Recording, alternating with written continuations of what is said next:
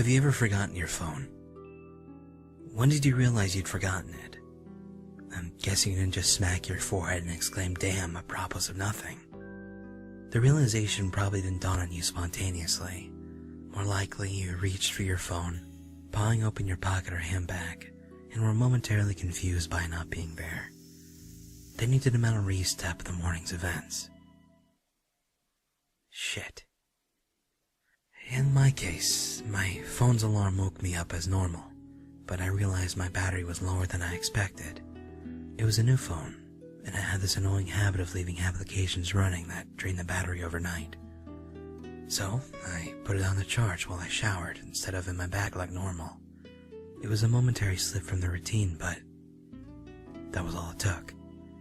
Once in the shower, my brain got back into the routine it follows every morning, and that was it. Forgotten. This wasn't just me being clumsy, as I later researched. This is a recognized brain function. Your brain doesn't just work on one level. It works on many. Like, when you're walking somewhere, you think about your destination and avoiding hazards, but you don't think about keeping your legs moving properly. If you did, then the entire world would just turn into one massive hilarious quad cosplay. I wasn't thinking about regulating my breathing, I was thinking about whether I should grab a coffee on the drive to work. I did. I wasn't thinking about moving my breakfast through my intestines, I was wondering whether I'd finish on time to pick up my daughter Emily from nursery after work, or just get stuck with another late fee. This is the thing. There's a level of your brain that just deals with the routine, so that the rest of the brain can think about other things. Just think about it. Think about your last commute. What do you actually remember? Little, if anything, probably. Most common journeys blur into one, and recalling any one in particular is scientifically proven to be difficult. Do something often enough and it becomes a routine. Keep doing it and it just stops being processed in the thinking bit of the brain and gets relegated to a part of the brain that's just dedicated to dealing with routine. Your brain keeps doing it without you thinking about it. Soon you think about your route to work about as much as you do keeping your legs moving when you walk. As in, not at all. Most people call it autopilot, but there's danger there. If you have a break in your routine, your ability to remember and account for the break is only as good as your ability to stop your brain from going into routine mode.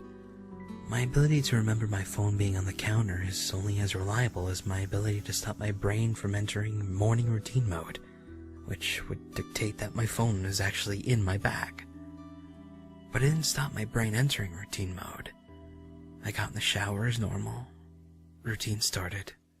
Exception forgotten. Autopilot engaged. My brain was back in the routine. I showered, I shaved, the radio forecasted amazing weather. I gave Emily her breakfast and loaded her into the car. She was so adorable that morning that she complained about the bad sun in the morning blinding her, saying it stopped her having a little sleep on the way to nursery. And I left. That was the routine.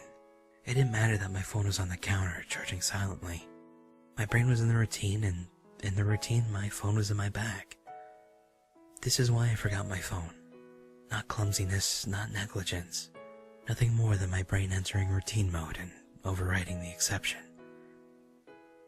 Autopilot engaged. I left for work. It was a swelteringly hot day already. The bad sun had been burning since before my traitorously absent phone woke me.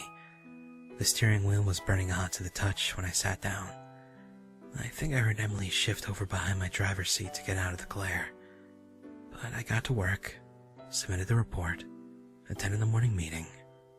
It's not until I took a quick coffee break and reached down for my phone that the illusion shattered. I did a mental restart.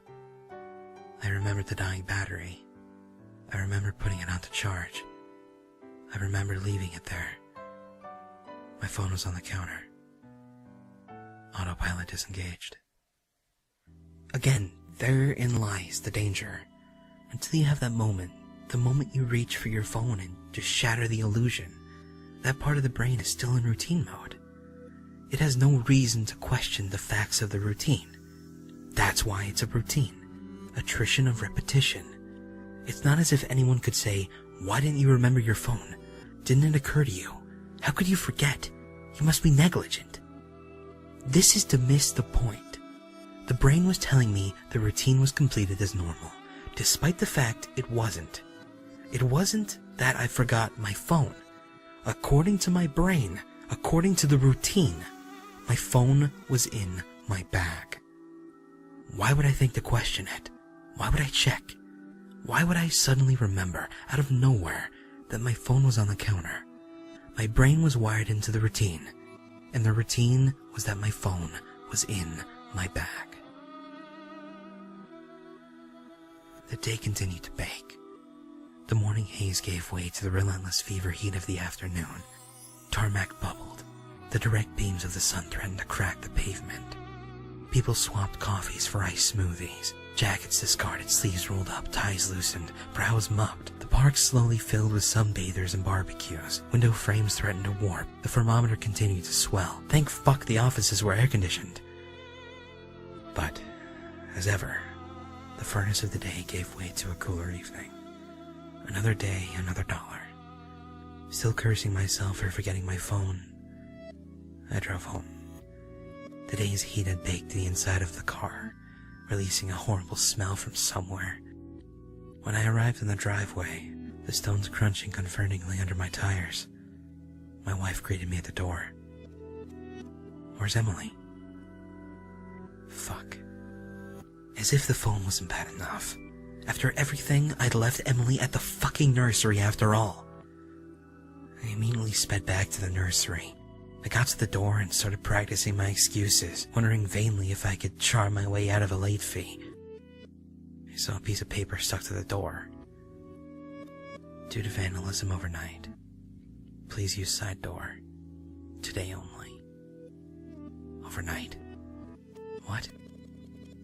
The door was fine this morning. I froze.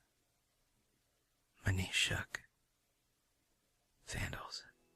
A change in the routine. My phone was on the counter. I hadn't been here this morning. My phone was on the counter. I'd driven past because I was drinking my coffee. I'd not dropped off Emily. My phone was on the counter.